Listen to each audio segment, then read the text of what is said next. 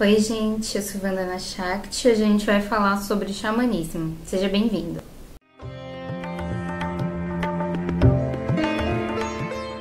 Bom, a tradição a qual eu me dedico é o xamanismo.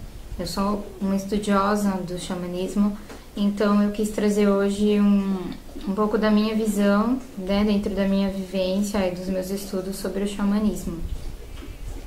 Eu acredito que para a gente entender o que é o xamanismo, antes a gente precisa entender a origem etimológica dessa palavra, xamanismo. A palavra xamanismo ela tem origem na palavra xamã, que é uma palavra siberiana, e a palavra xamã ela designava o sacerdote, o líder espiritual das tribos, dos nativos da Sibéria. Essa palavra ela foi meio que criada, né, por antropólogos, a palavra xamanismo, para designar toda a prática espiritual nativa, seja de qual região for, seja de qual tradição for. Então, a palavra xamanismo, ela não é uma palavra que surgiu no meio teológico ou no meio espiritualista. Ela foi trazida dentro do meio acadêmico, né, da antropologia, para estudar essas tribos, né, para estudar as tribos em geral. Bom, aí partindo disso, a gente compreende primeiramente que xamanismo não é só coisa de índio. Primeiro que índio é um nativo do Brasil. Em outros lugares a gente não chama os nativos de índio, a gente chama de nativo. Então assim, os nativos de qualquer lugar do mundo podem ser chamados de xamanistas. Aquelas tradições podem ser consideradas xamanismo dentro do meio acadêmico, que é o que trouxe essa palavra. Então aí a gente já entende que mesmo entre povos brancos, né, os nativos europeus mesmo, eles praticavam também o xamanismo. Então o xamanismo, ele não é apropriação cultural. As pessoas discutem muito isso, né, sobre xamanismo ser ou não apropriação cultural. Eu não vou entrar profundamente sobre esse assunto, porque eu sei que já tem outros vídeos falando sobre isso, de outras pessoas, e que podem estar muito bem explicados. Mas resumindo, a apropriação cultural é quando você despreza uma minoria, mas você utiliza a sua cultura porque é legal, porque é bonito, porque tá na moda, e você utiliza a cultura dela para capitalizar, para ganhar dinheiro. Bom, quando você faz uma prática de origem xamânica e você chama de xamanismo, isso não é apropriação cultural. Mas quando você utiliza práticas nativas para ganhar dinheiro, isso é apropriação cultural. Principalmente com pessoas que não estão nem aí para a causa indígena do seu próprio país. Isso é uma coisa muito importante que a gente tem que pensar. Vender tradições nativas é apropriação cultural. Praticar o xamanismo não é apropriação cultural, tá bom? Essa é a minha opinião, tá, gente? Não é verdade absoluta, não precisem me atirar pedras por causa disso. Bom, aí a gente entra naquela dúvida, né, que todo mundo tem. Xamanismo é religião? No sentido doutrinário, não. Ele não é uma religião institucionalizada. Porém, no sentido do religare, né, que é a origem da palavra religião, que é a religação, sim, ele pode ser considerado um caminho espiritual para religação com o divino. O xamanismo ele é considerado como a origem de todas as religiões, porque todas as religiões que existem hoje têm alguma prática que é considerada de origem xamânica. Porque quando o ser humano, os primeiros habitantes da Terra, começaram a tomar consciência de si mesmo e do meio, eles começaram a reverenciar a grandeza da natureza. Então, a primeira forma de religiosidade é o xamanismo. Então, eu vou falar de algumas características do xamanismo, e aí vocês vão entender melhor onde que você encontra isso nas religiões. Antes de eu continuar, queria mostrar para vocês essas artes, cachimbo xamânico, produzido pela Paty Marte, muito bonito. com bambu tratado e colhido conscientemente nas luas certas, produzido aqui na minha casa. Se vocês gostarem, entrem no Instagram ou no Facebook, Pachamama Xamanismo, onde eu e o Mikael produzimos essas artes. São ferramentas de poder xamânicas, tá, gente? Para trabalhar com medicinas xamânicas. Isso aqui é um aplicador de rapé, um tipi ou tepi, né? Também produzido pela Pachamama. Nós produzimos aplicadores de rapé e cachimbos. Bom, então continuando, o que é um xamã, né? Tem gente que tem mania de falar, eu sou xamã, não sei quem é xamã. Não é porque você pratica o xamanismo que você é um xamã. Se você pratica o xamanismo, tem ele como seu estilo de vida, como seu caminho espiritual, então você pode ser melhor chamado como xamanista.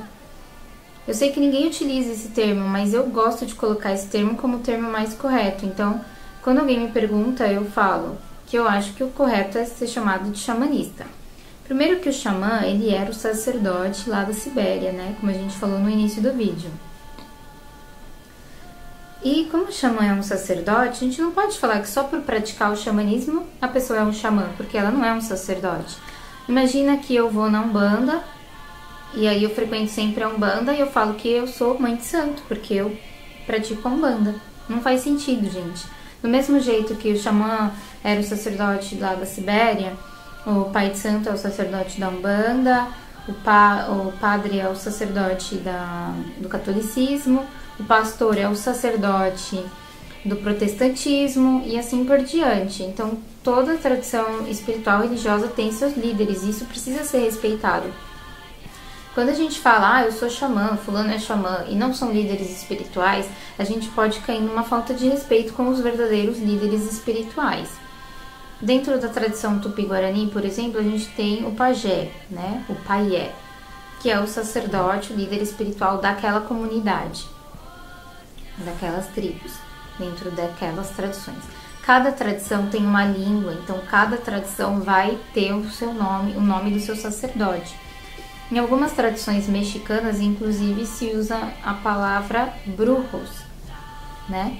Que significa bruxos. Inclusive, uma irmã fez uma pergunta, a Aline Pandora, eu vou responder agora porque eu falei nesse termo brujos e cabe bem para esse momento. Ela me perguntou se o xamanismo, se a bruxaria é o xamanismo urbano e até que ponto essa afirmação é verdadeira. Bom, a bruxaria, ela tem muita influência de tradições camponesas da Europa, mas ela não é tudo isso, é porque ela foi muito difundida como sendo isso, mas não necessariamente ela é. Na verdade, para mim, gente, no meu estudo, xamanismo e bruxaria é praticamente a mesma coisa. A diferença está mais em como cada praticante vai enxergar a sua prática, né? Como os bruxos veem a bruxaria e como os xamanistas veem o xamanismo. Porque se você observar as duas tradições bem a fundo, você vai ver que elas têm origens semelhantes. Basicamente, a gente pode dizer que a bruxaria ela se originou do xamanismo, porque toda tradição nativa é xamanismo. E mesmo na Europa, os nativos da Europa eles também praticavam o xamanismo. Então a bruxaria ela é uma recriação do xamanismo, sim, de uma forma mais urbana, né? Ela não é só isso, né? Tem muito mais para falar sobre isso. Eu tenho um texto no meu blog, o Grimório Xamã, eu vou deixar o link aqui embaixo na descrição, onde eu explico bem detalhadamente, historicamente, a diferença e a semelhança entre xamanismo e bruxaria. Existem características que fazem com que a gente identifique o que é xamanismo. Uma das características mais comuns das práticas xamânicas é a expansão de consciência, é a espiritualidade do transe. Então, isso pode ser a partir da comunhão com plantas de poder, né, plantas enteógenas ou não. É uma cultura de espiritualidade a partir da sua própria experiência, da experiência da expansão da consciência, né? Onde há alterações de química cerebral, né? Que pode ser induzida por música, por tambor, por meditação, por austeridades, posturas corporais, como é muito comum na Índia. Então, existem muitas formas de alcançar estados alterados de consciência. E essa é uma base para quase toda a prática xamânica. Outra coisa muito forte que tem é a musicalidade. Praticamente toda a tradição xamânica trabalha muito com musicalidade, especialmente com a percussão. Também há o panteísmo, que é a crença nas forças da natureza como divindades. Você pode observar isso também na Umbanda, por exemplo. Daí a gente entende que quase toda religião tem um pouco de xamanismo, né? Porque ele é realmente a origem de todas elas. Se você for observar na Igreja Católica, algumas ainda fazem a defumação. A defumação é uma prática xamânica originalmente, que também é usada na Umbanda e em outras tradições também. No xamanismo a gente também encontra o culto aos ancestrais, né, o culto aos animais, e é um sistema de crenças baseado no que a gente costuma chamar de leis naturais. As leis naturais são ensinamentos por observação da natureza. Por exemplo, aquela frase, você colhe o que você planta. Isso é uma lei natural. Isso é um ensinamento a partir da observação da natureza. Também dentro do xamanismo a gente tem muita crença da unicidade, da união de todas as coisas, do planeta Terra como organismo vivo, né, a chamada teoria de Gaia, que já é uma coisa levantada por cientistas, pelo meio acadêmico. Inclusive, na Bolívia, a Pachamama já foi reconhecida como legalmente como um sujeito de direitos, para você ver o nível que chega a coisa, né, gente? Então, assim, dentro do xamanismo a gente acredita que a Terra é um grande organismo vivo e que todos nós somos parte dela e precisamos existir em harmonia com ela e com todos os outros seres que são nossos irmãos, são parte de nós, para que o todo coexista. Então, a gente só existe porque a gente é codependente de outros seres, animais, bactérias, vegetais e tudo mais.